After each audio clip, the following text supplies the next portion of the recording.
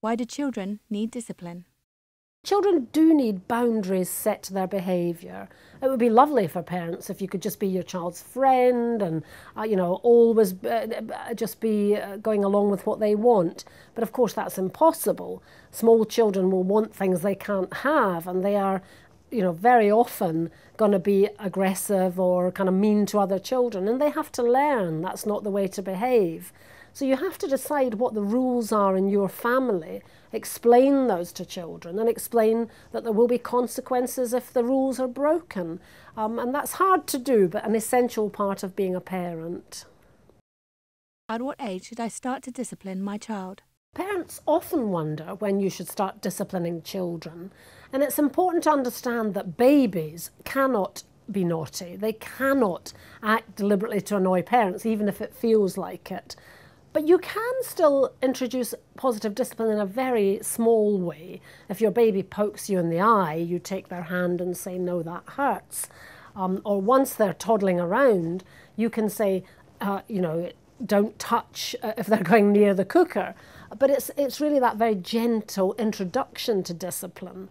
And they really have to be a little bit older with language before, you can begin to explain why things have to be a certain way, why some things hurt other people.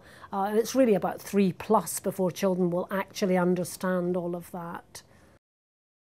What is the best way of disciplining a child? The best way of disciplining a child is something called positive discipline. Now, what that means is that you really need to look for the behaviours that please you in children and give those the most praise and attention. And that sounds very easy, but it's actually very hard to do in practice. In the real world, parents often jump in just when the child's misbehaving and give that all the attention. So the message to children is, oh, when I'm misbehaving and doing things that my mum doesn't like, that's when I get the attention. So it's trying to turn that around. How do different styles of parenting affect discipline? Different styles of parenting completely affect how a parent will discipline.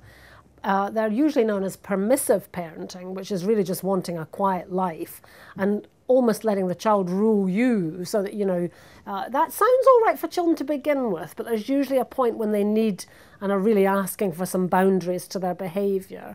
Then the opposite of that is authoritarian parenting, where you are just so desperate to stay in control that you're jumping on every small thing a child does and calling it naughty and telling them off.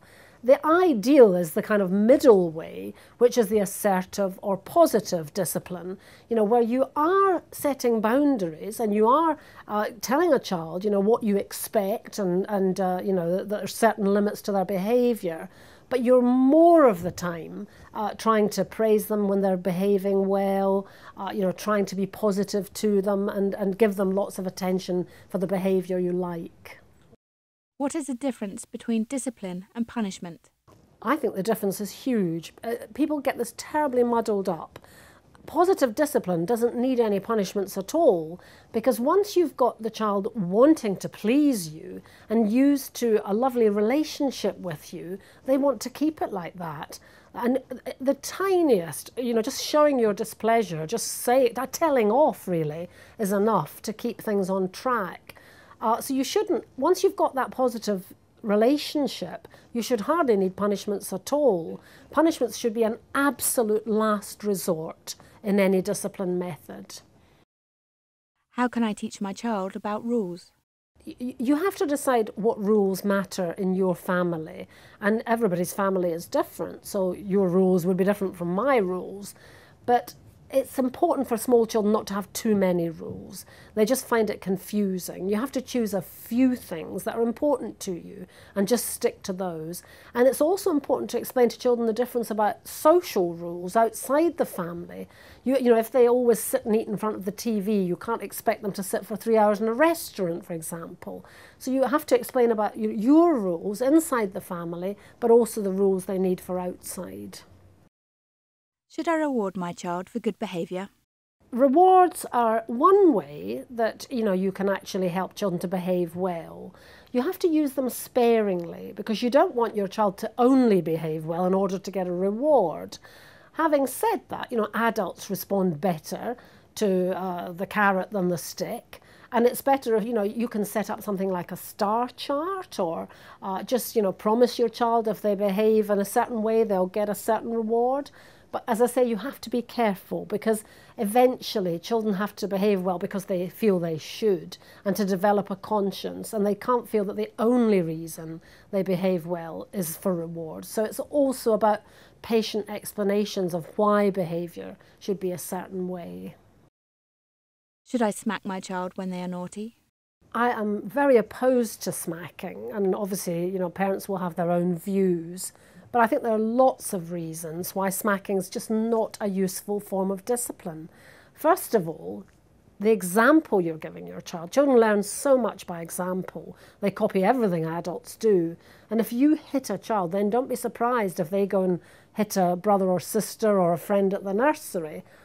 Also, you don't hit another adult when you want to get your own way. So you're showing a lack of respect to a child if you treat them differently. The fact that they've annoyed you and you smack them is really not respecting your child. But also, it just doesn't work. I mean, parents say, oh, it stops them. Well, of course, it stops them in their tracks at the time.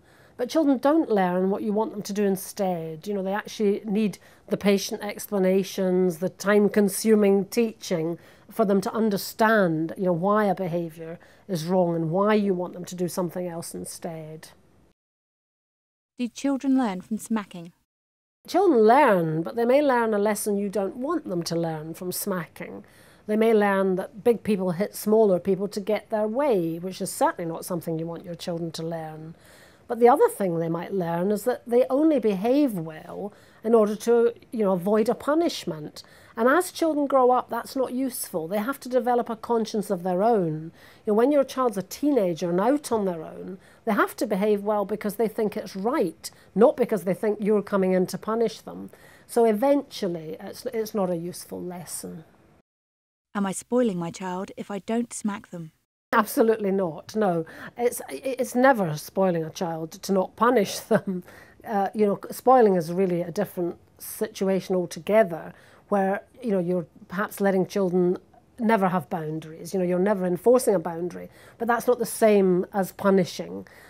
So you have to be careful not to just give way to everything children want, particularly if they're manipulating you, by whining or a tantrum in order to get what they want. That's what spoiling's about. But certainly, it doesn't equate with smacking. There's no way there's any relationship between the two. Is it legal to smack a child in the UK? The law is quite complicated in relation to smacking. Parents are allowed to use reasonable chastisement of a child, but not if they leave a mark or a bruise or anything of that sort.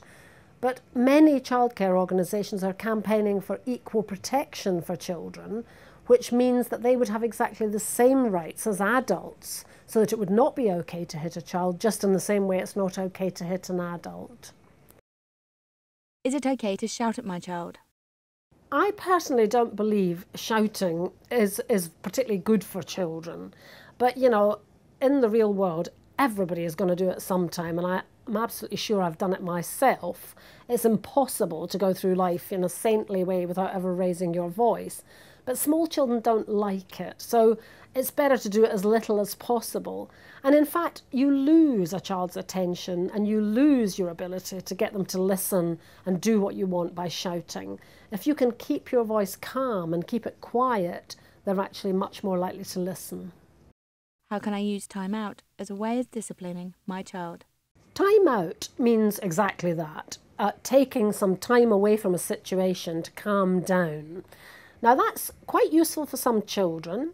It's certainly better than screaming and smacking them. It's quite useful for many parents who feel they're getting to the end of their tether, to actually walk into another room and take some time out for yourself. What it shouldn't be thought of is a punishment. If you use time out in a kind of punishing way, dragging a child who's reluctant into a room and slamming the door and all of that, then you've really lost it already, and I think it's not so useful. And timeouts should be a last resort. You must use all your positive discipline methods first. You must get the child, have that good relationship with the child, and all the positive praise and so on first. Timeouts should really not be the first thing you do, but the very last thing you do. I feel guilty when I discipline my child. What should I do? Lots of parents do feel guilty when they've either shouted at their child or, just been a bit more harsh than they intended. And inevitably, some of the time this is going to happen. I think what you need to do in that situation is say sorry to your child, which is a useful lesson for them, that you can, actually say you got it wrong, and then just try to move on and, get on with the day and try to do things better.